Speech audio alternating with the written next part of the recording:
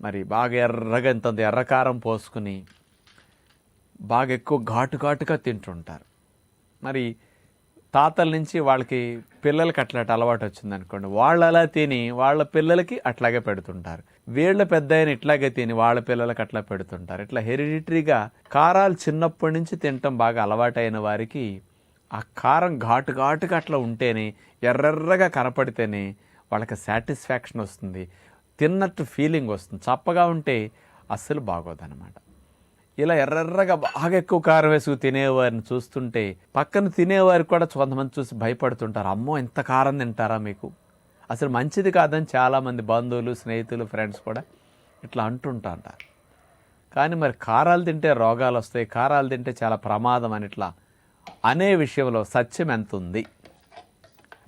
మరి ఇది యథార్థమా కాదా? కారాలు తినటం వల్ల రోగాలు